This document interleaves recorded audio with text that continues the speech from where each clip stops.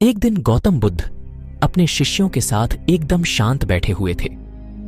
उन्हें इस प्रकार बैठे हुए देख शिष्य चिंतित हुए कि कहीं वह अस्वस्थ तो नहीं है।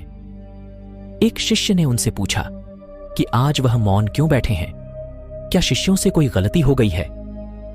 इसी बीच एक अन्य शिष्य ने पूछा कि क्या वह अस्वस्थ हैं? पर बुद्ध मौन रहे। तभी कुछ दूर खड़ा व्यक्ति जोर से चिल्लाया, आज मुझे सभा में बैठने की अनुमति क्यों नहीं दी गई है? बुद्ध आंखें बंद करके ध्यान मग्न हो गए। वह व्यक्ति फिर से चिल्लाया, मुझे प्रवेश की अनुमति क्यों नहीं मिली? इसी बीच एक उदार शिष्य ने उसका पक्ष लेते हुए कहा कि उसे सभा में आने की अनुमति प्रदान की जाए।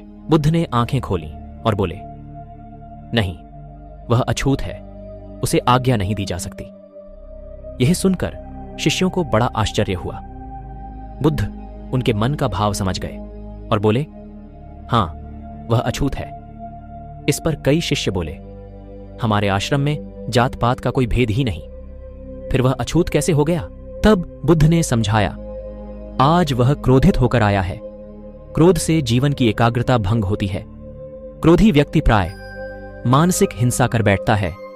इसलिए जब तक वह क्रोध में रहता है तब तक अछूत होता है। इसलिए उसे कुछ समय एकांत में खड़े रहना चाहिए।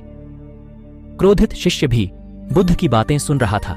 पश्चाताप की अग्नि में तपकर वह समझ चुका था कि अहिंसा ही मनुष्य का महान कर्तव्य व परम धर्म है। वह बुद्ध के चरणों में गिर पड़ा और कभी क्रोध न करने का प्रण लिया।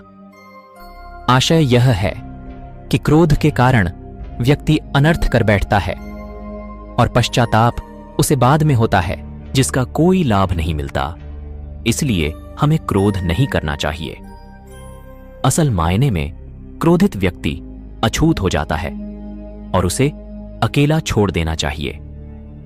क्रोध करने से तन, मन और धन तीनों की हानि होती है। क्रोध से ज्यादा हानिकारक कोई और वस्तु नहीं है।